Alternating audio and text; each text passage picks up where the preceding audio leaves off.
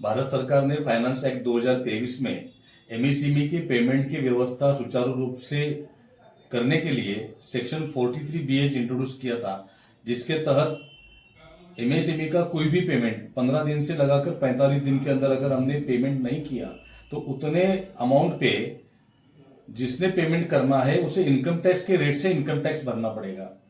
हालांकि एमएसएमई का पेमेंट जो पीएसयू की तरफ से समय पर नहीं आता था या बड़े कॉर्पोरेट से समय पर नहीं आता था, एमएसएमई सेक्टर से हम कई सालों से मांग करते थे गवर्नमेंट के पास कि इसके लिए कुछ अच्छी व्यवस्था हो। उसके तहत गवर्नमेंट ने एक प्रावधान किया, लेकिन इस प्रावधान से पूरे भारत के व्यापार क्षेत्र में बहुत ज्यादा संभ्रम निर्माण हो गया। विशेष रूप से टेक्सटाइल क्षेत्र इससे बहुत ज्यादा प्रभावित हो गया। जहां 3 महीना या 4 महीने की धारा चलती है, वहां 45 डेज के अंदर पेमेंट नहीं करेंगे तो ये 31 मार्च 2024 को अगर हमें टैक्स भरना पड़ा तो पूरे भारत में हो मच गई थी। महाराष्ट्र चैम्बर ऑफ कॉमर्स के माध्यम से हमने वित्त मंत्री निर्मला सीतारमण को इसके बारे में विस्तार से निवेदन भेजा। हमारे यहाँ के सांसद धैर्यशील मानक के साथ हमने वित्त राज्य मंत्री पंकज चौधरी से प्रत्यक्ष मुलाकात की और उन्हें सारी बातें विस्तार से समझाई, जो ट्रेडर्स के लिए बहुत ही दुविधा का सामना करना पड़ रहा था। एमएसएमई में जो एमएसएमई के अंदर रजिस्टर नहीं है उनकी सिचुएशन कैसी रहेगी।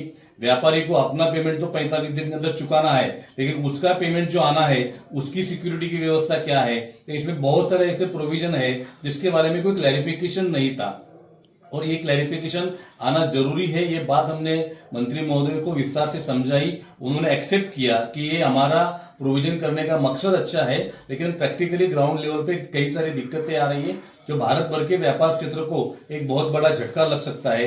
पेमेंट का एक कैश फ्लो का भी क्रंच इससे निर्माण हो सकता है। इन सारी बातों को विस्तार के समझाने के बाद जो भी हमारे इश्यूज है उसके ऊपर एक डिटेल मीटिंग होगी और उसके बाद इसका इम्प्लीमेंटेशन हो, इसलिए हमने 1 साल को इसे एक्सटेंड करने का रिक्वेस्ट किया है। वित्त राज्य मंत्री ने इसे स्वीकार किया कि निश्चित ही आपकी जो ग्रीवांसेस है या आपकी जो समस्या है वो जेन्युइन है, हम इसे 1 साल के लिए डिफर करेंगे, उसका प्रोसेस और शुरू करेंगे। मीनवाइल हमारे डेलीगेशन के साथ एक बार अधिकारियों के साथ ज्वाइंट मीटिंग होगी और जितने भी हमारे अंदर इश्यूज है इस प्रोविजन के साथ जो दिक्कतें हमारे सामने आ रही है वो सारी दिक्कतें दूर करने का प्रयास किया जाएगा। इसका एक मैकेनिज्म प्रॉपर डेवलप हो, वेरिफिकेशन का सिस्टम हो, कौन डिफाइन करेगा कि पेमेंट किया है नहीं किया गया, इससे बहुत सारे विषय है। इन सारे विषयों को प्रॉपरली एड्रेस किया जाए, ये मांग हमने उनके सामने रखी और उन्होंने वो एक्सेप्ट की है।